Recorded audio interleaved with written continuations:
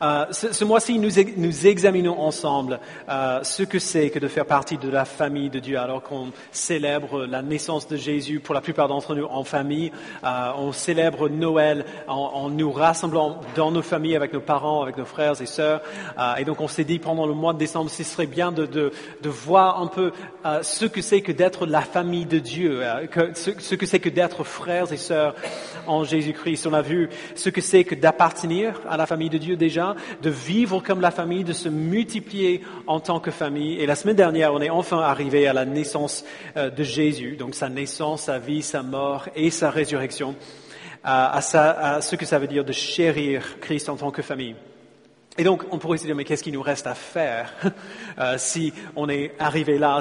Tout ce qu'on faisait était dirigé vers ce moment-là, et c'était la semaine dernière. Qu'est-ce qu'on fait avec ce dernier dimanche du mois de décembre? Eh bien, ça tombe bien qu'il reste encore un dimanche, parce que ça nous donne l'occasion de regarder vers l'avant, d'anticiper ce qui va se passer ensuite. Et donc, alors que nous anticipons ce qui arrivera, ma prière, c'est que ça va bien nous préparer pour cette année à venir.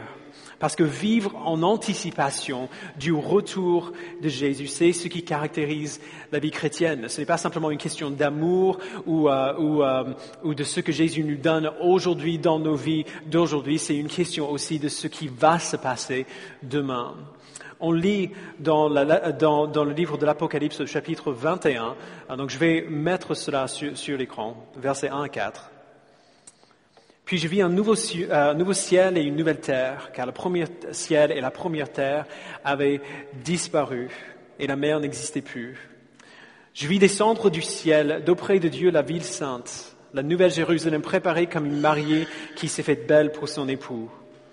J'ai entendu une voix forte venant du ciel qui disait, « Voici le tabernacle de Dieu parmi les hommes. Il habitera avec eux. Ils seront son peuple. Et Dieu lui-même sera avec eux. Il sera leur Dieu. Il essuiera toute larme de leurs yeux. La mort ne sera plus. Et il n'y aura plus ni deuil, ni cri, ni douleur. Car ce qui existait avant a disparu. » Donc c'est ça qui va se passer demain. Ce n'est qu'un tout petit aperçu de ce qui nous attend. Mais c'est un aperçu qui est remarquablement complet.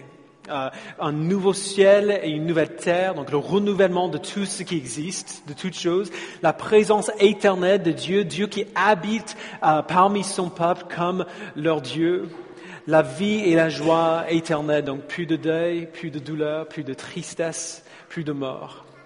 Tout ce que nous espérons dans cette vie, tout ce que nous espérons qui compte en tout cas, trouve son accomplissement dans cette image-là, dans l'image que Jean nous donne dans l'Apocalypse de ce que ce sera à la fin de toutes choses, ou plutôt au début vraiment de toutes choses. Je pourrais continuer pendant des heures à parler de cela. On pourrait faire toute une série rien que sur ce passage. Mais aujourd'hui, on veut se poser une question pressante. Quelle différence est-ce que ça fait? Ça fait quoi de savoir où nous allons si nous sommes ici pour l'instant? Ça fait quoi de savoir où nous allons si pour l'instant nous sommes ici et on ne sait pas exactement quand cette chose finale va avoir lieu? Est-ce que savoir où nous allons change vraiment quelque chose dans notre vie d'aujourd'hui? Alors évidemment, la réponse n'est pas que ça change quelque chose, mais que ça change absolument tout. Ça devrait changer tout. Nous n'avons pas le temps aujourd'hui de voir la multitude de raisons pour lesquelles tout ça c'est vrai, toutes les choses qui changent quand nous comprenons où nous allons. Et donc aujourd'hui, on va simplement conclure cette série en voyant quelques-unes de ces choses qui changent quand on réalise quelle sera la fin de cette histoire d'aujourd'hui et le début de l'histoire de l'éternité. Et on les voit dans 2 Pierre 3, versets 8 à 13. Donc on va lire le texte petit à petit, mais on va voir qu'anticiper le retour de Christ comme encore en tant que corps de Christ veut dire 4 choses que Pierre nous dit ici. Ça veut dire une plus grande motivation pour l'évangélisation, une plus grande conscience de ce qui est temporaire, un plus grand désir pour la sainteté et une plus grande soif du paradis. Et donc on va commencer à lire ensemble à partir du verset 8. Mais s'il y a une chose, bien-aimés, que vous ne devez pas oublier, c'est qu'aux yeux du Seigneur, un jour est comme 1000 ans, et 1000 ans sont comme un jour. Le Seigneur ne tarde pas dans l'accomplissement de la promesse comme certains le pensent. Au contraire, il fait preuve de patience envers nous, voulant qu'aucun ne périsse, mais que tous parviennent à la repentance. Il y a une expression dans le sud des États-Unis, là où j'ai grandi, qu'on dit quand quelqu'un bouge très lentement, où on est en train de s'habiller et on prend tout son temps. L'expression dit « Bon sang, tu es plus lent que le deuxième retour de Christ », que la deuxième venue de Jésus.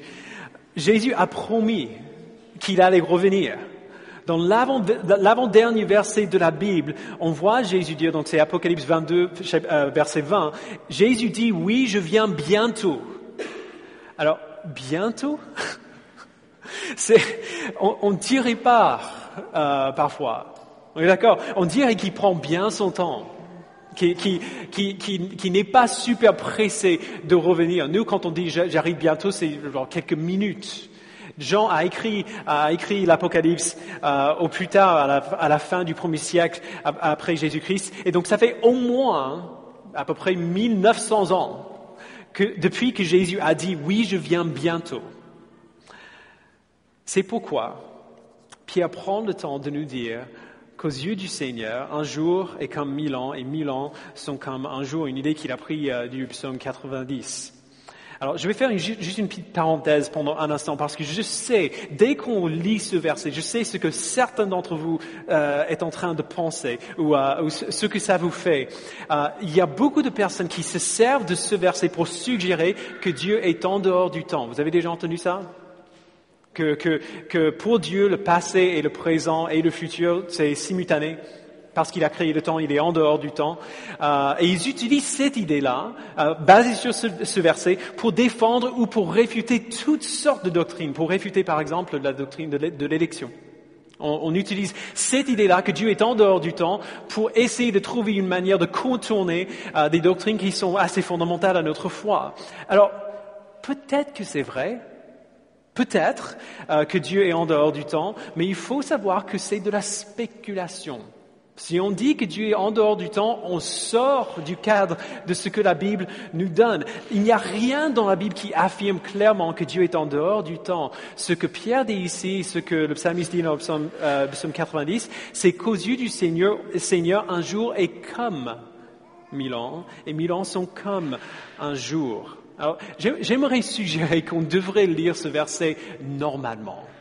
La manière dont on l'aurait lu si on n'avait pas toute cette arrière-plan doctrinal que nous avons pour certains. Disons que tu pars en vacances avec tes enfants.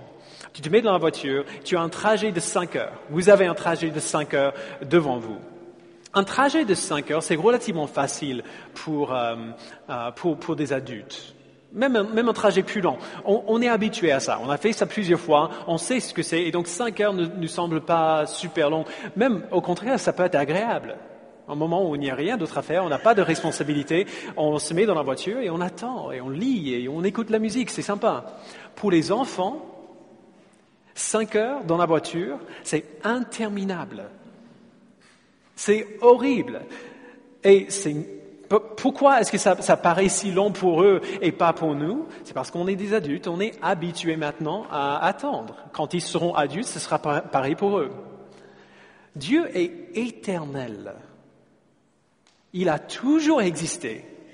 Depuis des milliers, il avait déjà existé depuis des milliards et des milliards et des milliards d'années avant de créer le monde.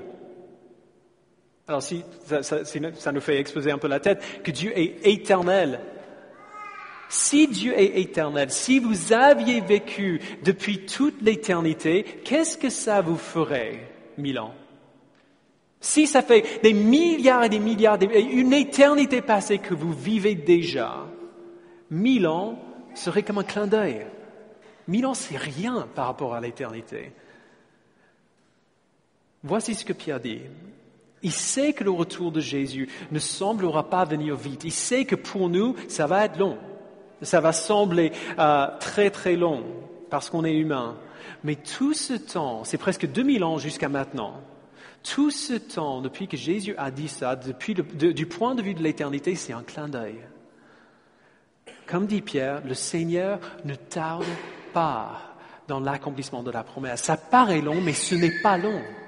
C'est pas long du tout. Dieu attend parce qu'il fait preuve de patience envers nous. Il aurait pu revenir quand il voulait, mais il attend. Alors pourquoi il attend? Lisons le verset 9 encore. Le Seigneur ne tarde pas dans l'accomplissement de sa promesse, comme certains le pensent. Au contraire, il fait preuve de patience envers nous, voulant qu'aucun ne périsse, mais que tous parviennent à la repentance. Dieu attend, il fait preuve de patience parce qu'il veut laisser la place à la repentance. Il attend afin que plus de personnes puissent se tourner vers lui, puissent le connaître, puissent connaître Jésus, Christ, puissent placer leur foi en lui. Les gens ont cette idée que le Dieu de la Bible est dur et injuste, prêt à sauter sur le plus petit péché et punir la moindre indiscrétion. Alors c'est vrai que Dieu est un Dieu saint qui ne peut pas excuser ou tolérer le péché ou faire comme si notre rébellion contre sa gloire, c'est une petite chose et qui n'est pas digne d'être puni. Mais dur, injuste, absolument pas. Dieu a déjà envoyé Jésus pour vivre notre vie et pour subir notre mort à notre place afin que nous vivions. Et si cela ne suffisait pas, il nous montre une patience que nous ne pouvons pas comprendre. Une patience qui a déjà attendu des milliers d'années et qui attendra encore. Lui seul sait combien de plus, afin que plus de monde puisse se tourner vers Christ, le connaître et l'aimer et être sauvé. Alors, tout cela pour répondre à cette question principale. Si Dieu attend de renvoyer Jésus afin que plus de personnes puissent être sauvées, et si nous le savons, qu'est-ce que cette connaissance devrait produire en nous?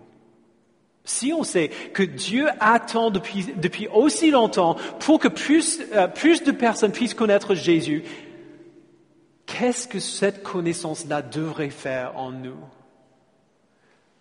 Le désir qui motive la patience de Dieu devrait être aussi notre désir. Le désir qui motive sa patience devrait nous motiver également. Si nous savons que Dieu attend d'accomplir sa promesse afin que les gens soient sauvés, alors nous ressentirons aussi d'autant plus fortement le désir d'accomplir notre mission.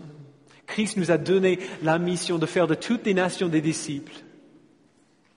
Et il nous a donné le temps pour l'accomplir. On ne sait pas combien de temps, mais déjà ça fait 2000 ans.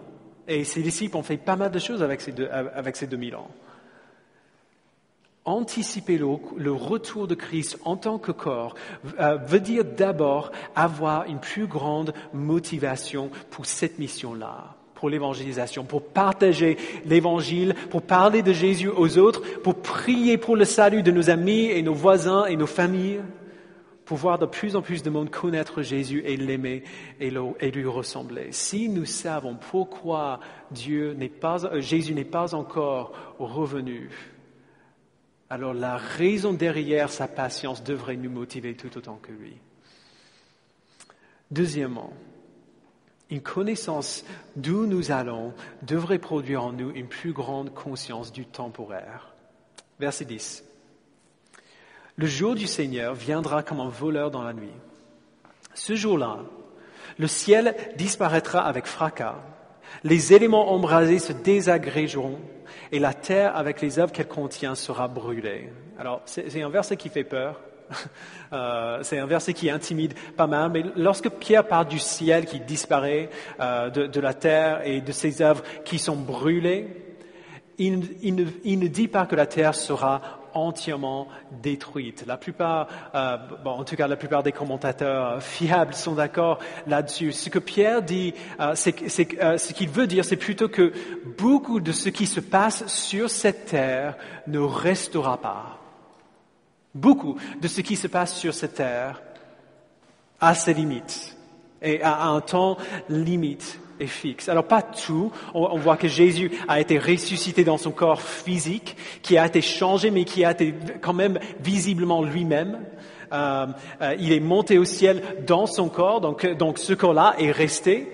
Romains 8, 21 parle de la terre qui attend d'être libérée de l'esclavage de la corruption pour prendre part à la glorieuse liberté des enfants de Dieu. Et donc la terre elle-même va être libérée et va être renouvelée, va rester là. Et donc certaines choses vont quand même rester après, mais beaucoup de ce qui se passe sur cette terre sera brûlé, disparaîtra. Laissera la place à quelque chose d'entièrement nouveau et pur. C'est ça que Pierre veut dire. Et vivre en anticipation du retour de Christ veut dire qu'en tant que corps, nous devenons de plus en plus conscients de quelles choses sont temporaires et quelles choses sont éternelles. Et nous adapterons nos priorités, nos amours et nos aspirations en fonction de ces choses-là. Alors, laissez-moi vous donner quelques exemples. Je sais que certains d'entre vous étiez probablement dérangés par mon insistance il y a quelques semaines d'être présent quand l'Église se rassemble. Certains ont peut-être pensé que j'étais un peu trop extrême, mais je vous invite quand même à considérer ce qu'on voit dans l'Apocalypse 22, verset 3, qui nous donne une image de l'état des choses après que Jésus reviendra et renouvellera la terre. Il dit, il n'y aura plus de malédiction, le trône de Dieu et de l'Éternel sera dans la ville, ses serviteurs lui rendront un culte. Alors le culte, c'est ce que nous faisons là. C'est ce que nous faisons ici. Rendre culte à Dieu veut dire être ensemble pour louer son nom, pour lui rendre gloire, pour lui dire toutes les raisons pour lesquelles nous l'aimons et l'adorons et le glorifions. Louer Dieu ensemble, c'est une des activités principales que nous faisons en tant que corps maintenant, et ce sera une de nos activités principales pendant toute l'éternité. C'est ça qu'on a chanté tout à l'heure. Pourtant, mon âme chantera tes louanges pendant des milliers d'années, oui, sans fin. Voici pourquoi j'y insiste. Si nous savons qu'une des choses principales que nous faisons aujourd'hui n'est pas temporaire, n'est pas quelque chose qui a un temps limite, mais qui va durer pendant toute l'éternité, si nous savons qu'une des choses que nous faisons en tant qu'Église, c'est une des choses que nous allons faire pendant toute l'éternité, ne verrons-nous pas que cette activité doit avoir une valeur immense aux yeux de Dieu? Si nous avons cette activité que Dieu considère assez belle et assez importante pour la préserver pour toute l'éternité, ne voudrons-nous pas nous y investir autant que possible dès maintenant, dès que possible? Si Dieu trouve la louange de son nom par son peuple rassemblé assez important et assez beau pour être préservé et maintenu et continuer pendant toute l'éternité, n'est-ce pas possible que c'est nous qui sous-estimons beaucoup l'importance de ce que nous faisons ici? Ou alors pensez à ces choses que nous aimons faire dans notre temps libre. Un autre exemple, que ce soit le divertissement ou le sport ou les jeux de société. Alors certaines de ces choses seront peut-être encore dans les nouveaux cieux et la nouvelle terre. Le divertissement, presque certainement, alors que ça va prendre probablement des formes différentes. Le sport, probablement, ok, je vous donne ça, probablement, pourquoi pas. Mais même si le divertissement est présent, il ne sera pas le focus central de la nouvelle création. Le focus central de la nouvelle création sera la gloire de Dieu, la beauté de Dieu, la perfection de Dieu. On n'aura pas besoin d'autres divertissements que cela. Tout ce qui se passe en plus de simplement contempler ta gloire, contempler sa beauté, sera des moyens pour pouvoir faire ça encore mieux et encore plus, pour pouvoir nous réjouir de la gloire et de la beauté et la grâce de Dieu d'encore plus. Alors, lorsque nous pensons aux choses sur lesquelles nous passons notre temps aujourd'hui, les choses qui nous préoccupent aujourd'hui, les activités qui sont importantes pour nous, Je pense qu'on peut dire avec pas mal de certitude que la plupart d'entre nous, pour tous d'entre nous, on se donne souvent aux choses qui ne comptent pas vraiment. Qu'on se donne beaucoup de temps et beaucoup d'efforts et beaucoup de peine aux choses qui ne comptent pas vraiment, qui ne sont pas éternelles mais qui sont temporaires. Ça ne veut pas dire qu'il ne devrait pas y avoir une place pour ces choses-là, mais que ces choses devraient être à la bonne place. Vous voyez ce que je veux dire? Elles devraient être des moyens par lesquels nous voyons Christ plus clairement et nous l'aimons Christ plus profondément. Et si ces choses-là, si jamais on voit qu'une de ces activités, qu'une de ces choses compromette notre capacité à voir et à aimer Jésus, alors ça devrait être facile, un choix ridiculeusement facile, de simplement couper et arrêter de faire ça.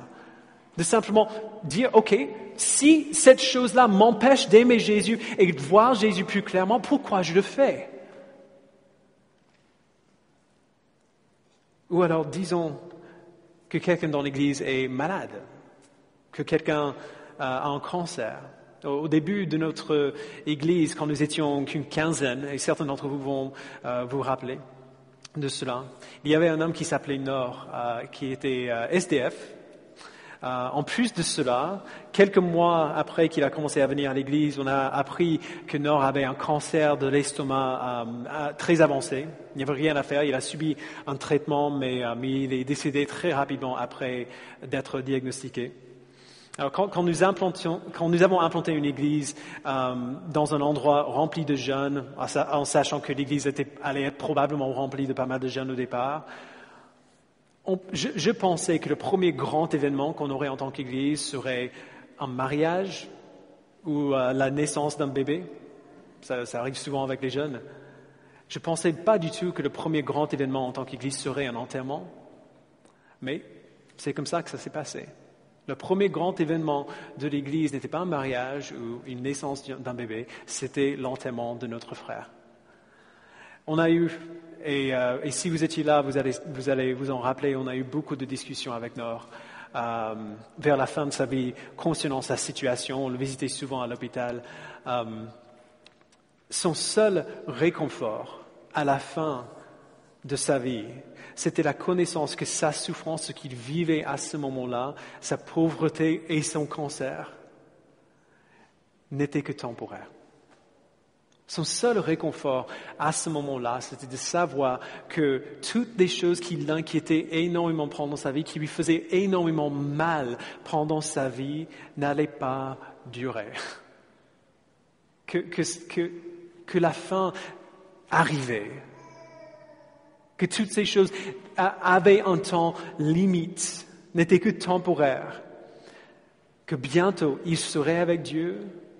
Et que Dieu serait sa joie, et que Dieu serait avec lui, et il serait avec Dieu pour toujours.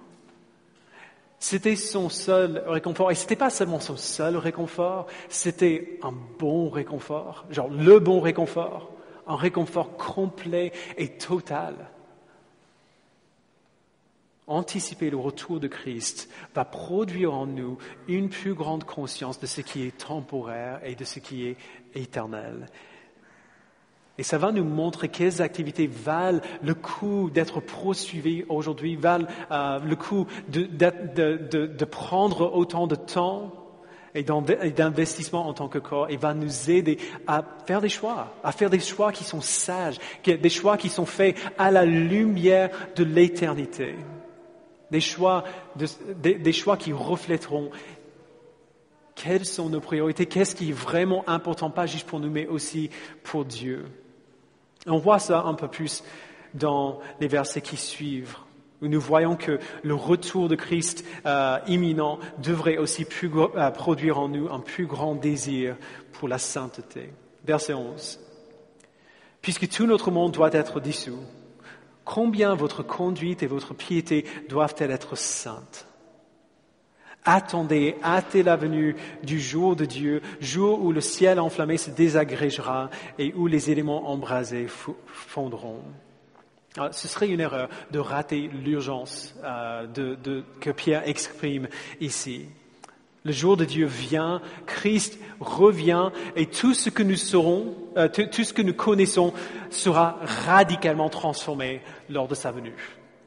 Tout ce monde, tout ce que nous considérons comme important sera radicalement transformé à sa venue. Alors comment voulons-nous qu'il nous retrouve à son retour? On ne sait pas quand est-ce qu'il revient. On ne sait pas si ce sera dans 2000 ans encore, dans des millions d'années encore, ou si ce sera avant la fin de ce culte. Comment voulons-nous qu'il nous retrouve lors de son retour? Vous voyez, Pierre nous encourage à échanger des choses qui sont temporaires pour quelque chose qui est permanent et éternel. Puisque notre monde doit être dissous, combien votre conduite et votre piété doivent-elles être saintes? Il faut savoir que la majorité des choses qu'on fait dans cette vie ne sont pas faites au nom de la sainteté. Elles sont pas faites pour la gloire de Dieu. Alors c'est possible. On peut boire une bonne tasse de café pour la gloire de Dieu, même une tasse de café pourri. On peut le faire pour la gloire de Dieu. On peut passer la soirée en famille pour la gloire de Dieu, écrire un livre, avoir une discussion. On peut faire toutes ces choses pour la gloire de Dieu, mais la plupart du temps, la plupart des chrétiens n'y pensent même pas. Et les non-chrétiens ne le font jamais. Ils reflètent peut-être l'image de Dieu de manière accidentelle, sans se rendre compte que c'est ça qu'ils font. Mais ils ne font jamais rien intentionnellement pour la gloire de Dieu.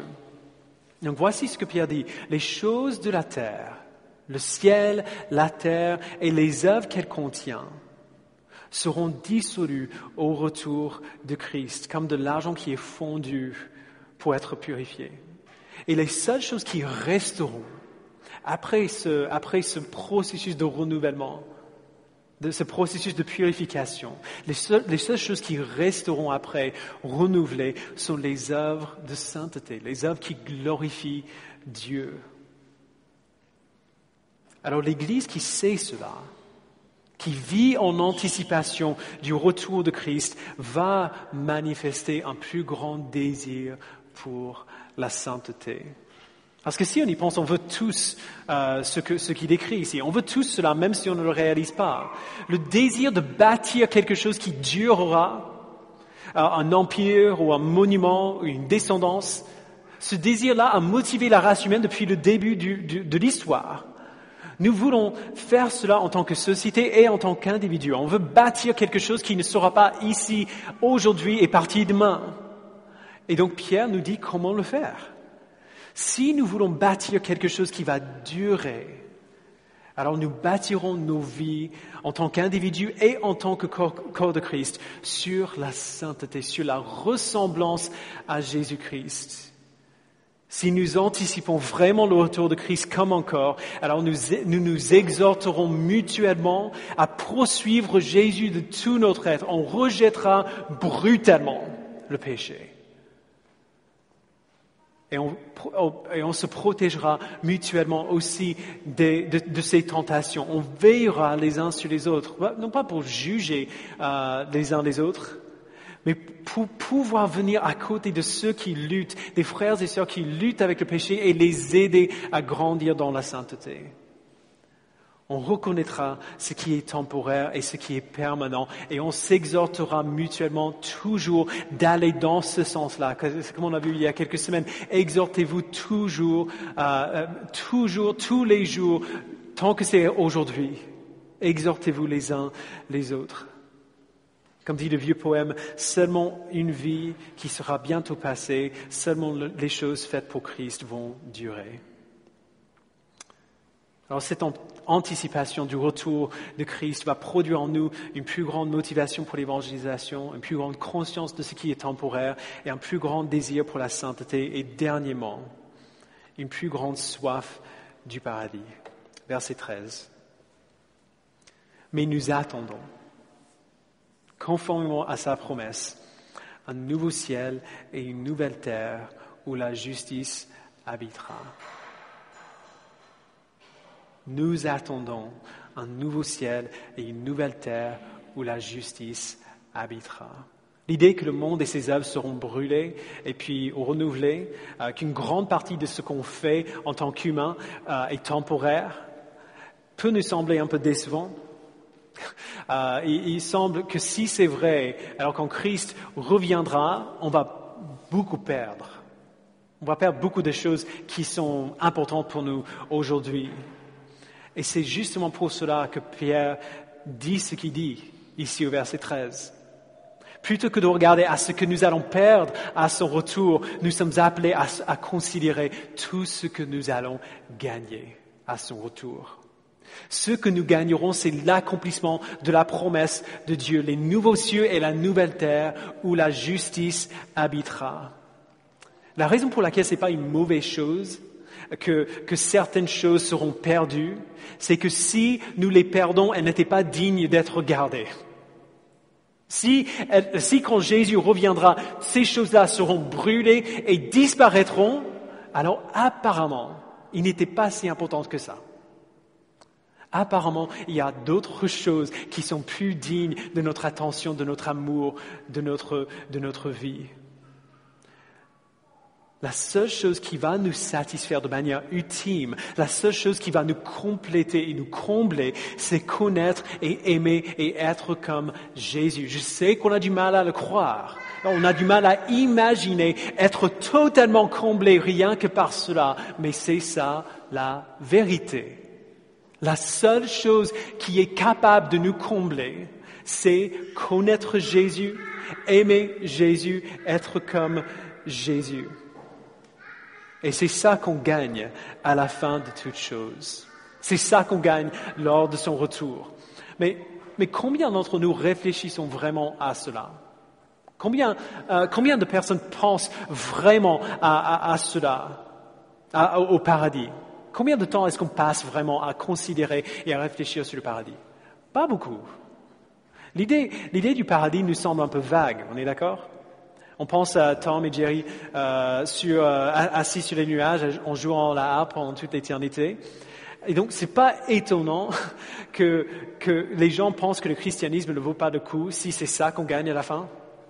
C'est ma belle-mère qui disait souvent que l'idée du paradis, l'idée de faire ça pendant toute l'éternité, c'est plus comme un enfer. Et je suis assez d'accord avec elle.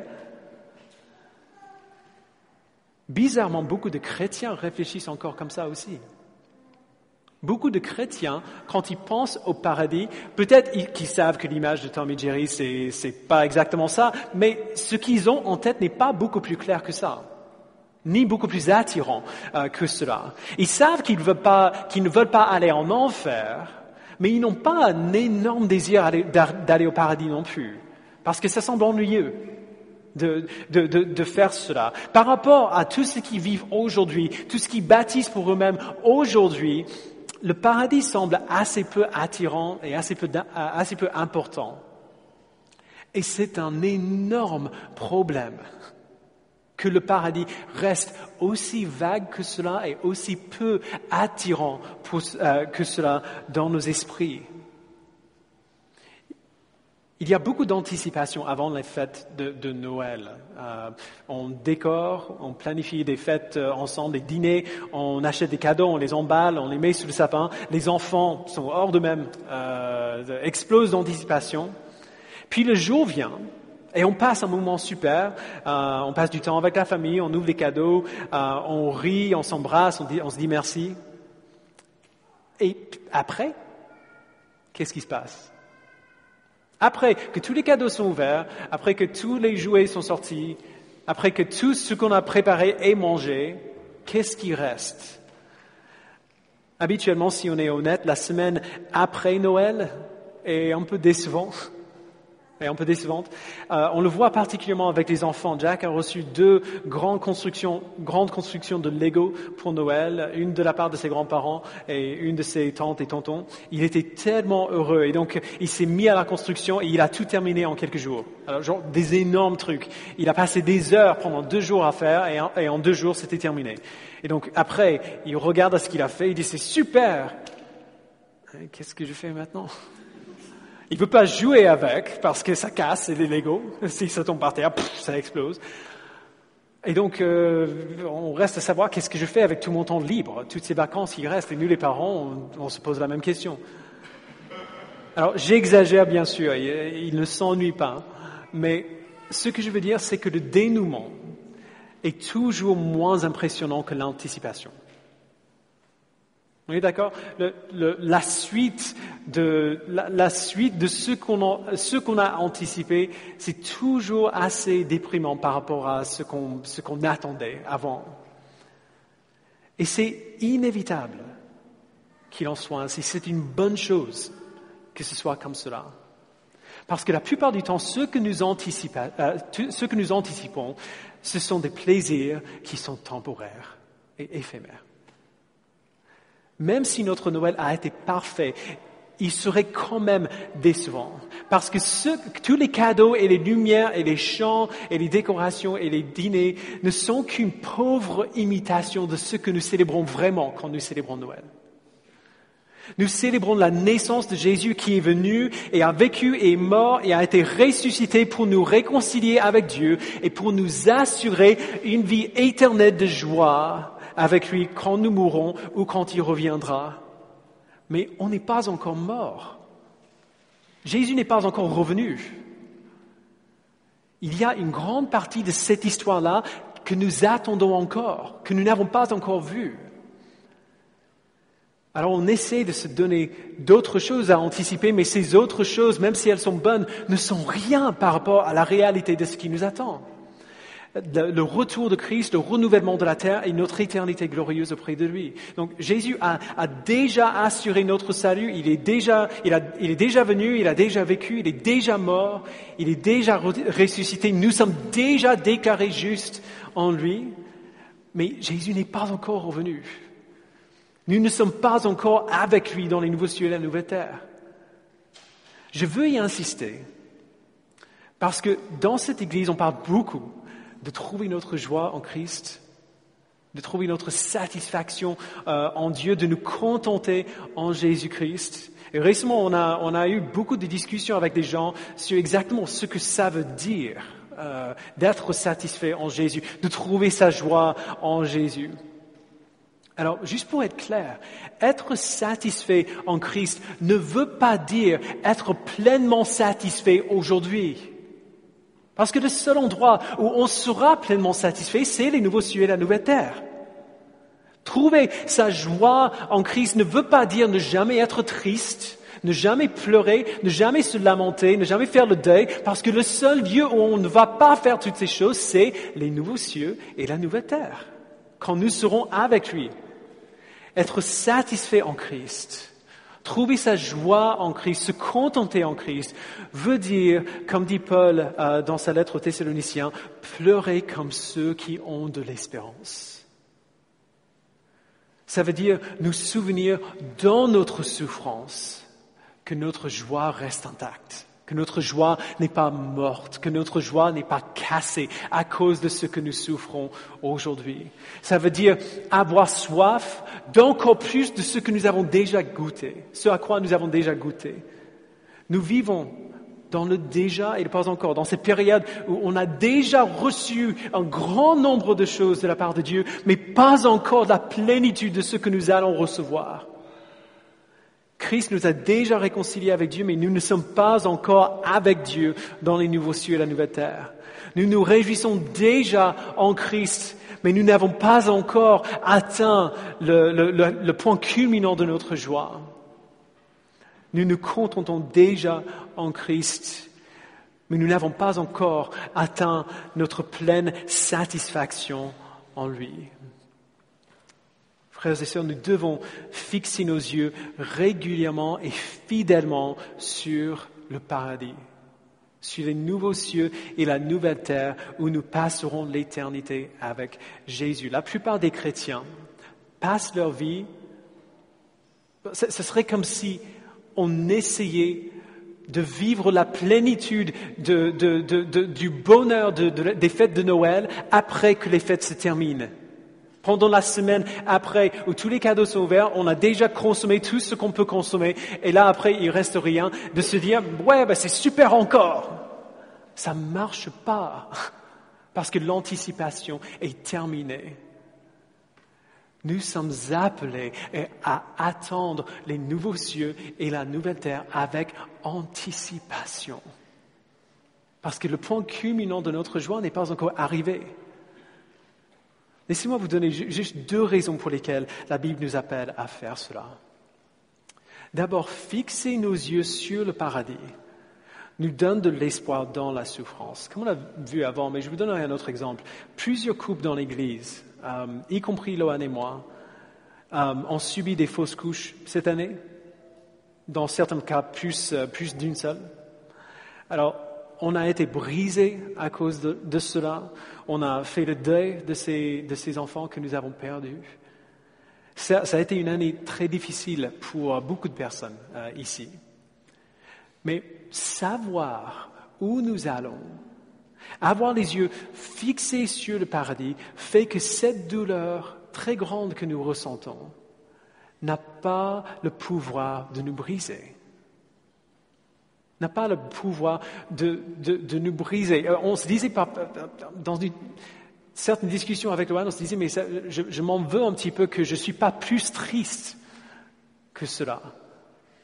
Je ne suis pas plus triste à l'idée d'avoir perdu ce bébé. Alors, on était triste, mais on n'était pas complètement effondré. Et pourquoi? Finalement, on s'est dit, mais c'est une bonne chose. C'est une bonne chose de ne pas être totalement accablé et écrasé par cela, parce que la raison derrière notre joie qui reste, c'est que nous savons où nous allons. Nous savons que ce bébé n'était pas notre espérance ultime pour la joie et pour le bonheur. Notre espérance ultime n'est pas les enfants qu'on peut avoir. Ce n'est pas dans les vies ou les familles que nous construisons pour nous-mêmes. Notre espoir se trouve dans notre éternité avec Christ et avec ces enfants que nous avons perdus aussi. Alors nous pleurons, mais nous ne sommes pas totalement brisés ni effondrés parce que nous savons que cette douleur-là n'est que temporaire. Nous savons que cette douleur-là n'est pas la fin de l'histoire. Nous savons que le bébé que nous avons perdu n'était pas notre espérance pour la joie. C'est Jésus qui est notre espérance pour la joie et Jésus, on n'a pas perdu. Alors nous pleurons mais nous persévérons avec joie. Donc, fixer nos yeux sur le paradis nous donne de pouvoir maintenir notre joie dans la souffrance, mais aussi fixer nos yeux sur le paradis nous protège dans le bonheur. Nous protège aussi dans le bonheur. J'utiliserai un autre exemple similaire et qui est aussi d'actualité. Comme vous savez, cette église se remplit de plus en plus de bébés. Vous l'avez sûrement vu dans les semaines passées, il y a des bébés qui arrivent de partout. 4 bébés sont déjà nés depuis 1 an et Dieu voulant, 5 bébés de plus arriveront entre maintenant et le mois de juin, dont un qui arrivera peut-être aujourd'hui dans quelques minutes. Là, je suis encore émerveillé que tu sois là, Naomi. Certaines des femmes qui sont actuellement enceintes sont les mêmes qui ont subi les fausses couches cette année. C'est incroyablement tentant pour des parents, surtout des nouveaux parents qui attendent le premier enfant. C'est très tentant de laisser leurs enfants devenir le centre de leur monde, de laisser leurs enfants devenir absolument tout ce qu'ils regardent, le point central de toute leur vie. Les parents sont heureux comme ils devraient l'être. Et l'anticipation de voir ces bébés arriver est immense. Mais, tout comme la perte de nos enfants ne devrait pas pouvoir nous dérober notre joie dans cette vie, la promesse de nouveaux enfants ou l'anticipation de nouveaux enfants ne doit pas devenir notre espérance pour la joie dans cette vie non plus. Notre espérance ultime ne se trouve pas dans nos enfants. Notre espérance ultime ne se trouve pas dans les vies que nous essayons de bâtir pour nous-mêmes aujourd'hui et sur cette terre. Parce que même si tout se passe parfaitement bien, même si nos enfants naissent en bonne santé et grandissent bien et deviennent des adultes heureux et équilibrés, Nos vies et les vies de nos enfants sur cette terre sont horriblement imparfaites et resteront horriblement imparfaites. Rien sur cette terre ne peut être notre espérance ultime pour la joie. C'est la place que Dieu seul est censé occuper. La seule protection que nous avons contre l'idolâtrie, c'est de savoir qui est notre Dieu, ce qu'il a fait pour nous et où il nous amène. Notre espérance contre l'idolâtrie, notre protection contre l'idolâtrie, c'est savoir qui est notre Dieu, ce qu'il a fait pour nous et où il nous amène. Nous attendons, conformément à sa promesse, un nouveau ciel et une nouvelle terre où la justice habitera. Nous devons méditer sur le paradis souvent, continuellement, frères et sœurs. Parce que le paradis, c'est notre vraie demeure, c'est notre vrai chez nous.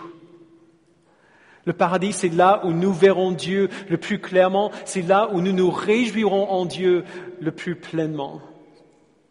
Et de manière assez contre-logique, nous trouverons que plus nous méditons sur le paradis et plus nous serons utiles pour Dieu sur cette terre. Et la raison pour laquelle c'est vrai, c'est parce que si nous méditons beaucoup sur le paradis, alors nos priorités seront à la bonne place. Aucun projet, aucune œuvre, aucun ministère ne sera trop important pour nous et aucune âme ne sera sans importance pour nous non plus. Vous voyez ce que je veux dire? Quand on a le paradis fixé devant nos yeux, rien d'illégitime n'est trop important pour nous sur cette terre et rien de légitime ne peut prendre la place de Dieu.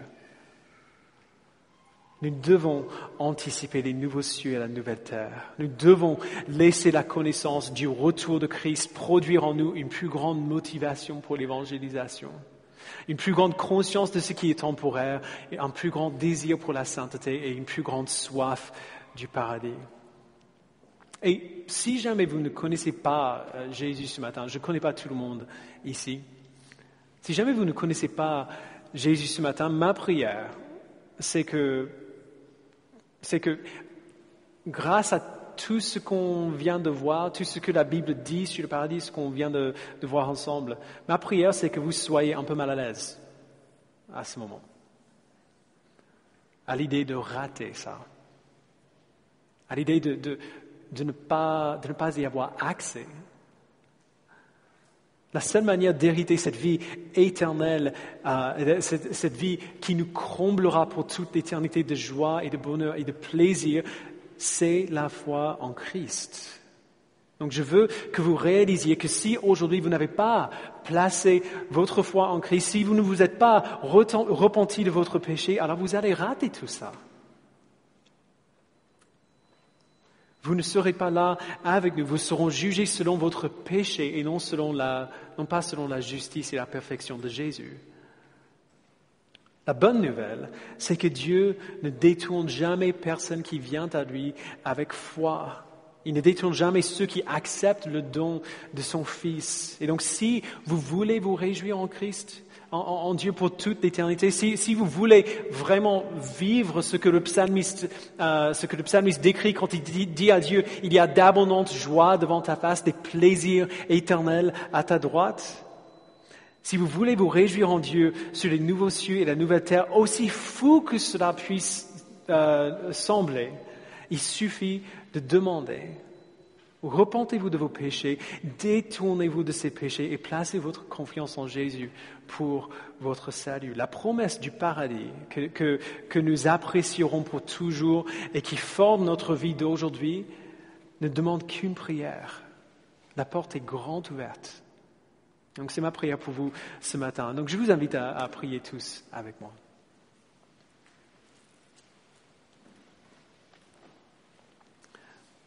Père, je te remercie de ces paroles de l'apôtre Pierre.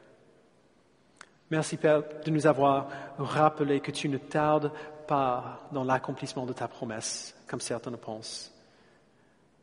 Mais qu'au contraire, tu fais preuve de patience envers nous, voulant qu'aucun ne périsse, mais que tous parviennent à la repentance. Merci de nous avoir rappelé, Père, que tu reviendras, que ce jour-là, le ciel disparaîtra, les éléments embrasés se désagrégeront et la terre avec les œuvres qu'elle contient sera brûlée. Merci Père de nous avoir dit que puisque tout notre monde doit être dissous, combien notre conduite et notre piété doivent-elles être saintes. Donne-nous, Père, d'attendre le retour de ton Fils, d'acter la venue de Jésus, d'attendre conformément à ta promesse un nouveau ciel et une nouvelle terre où ta justice habitera. Donne-nous, Père, d'être trouvés sans tache et irréprochables dans la paix, de considérer que ta patience, c'est notre salut. Merci, Père, de nous avoir dit tout cela. Donne-nous de les intégrer, de les digérer et de les vivre cette semaine et tous les jours de nos vies. Au nom de Jésus, nous le prions, Père. Amen.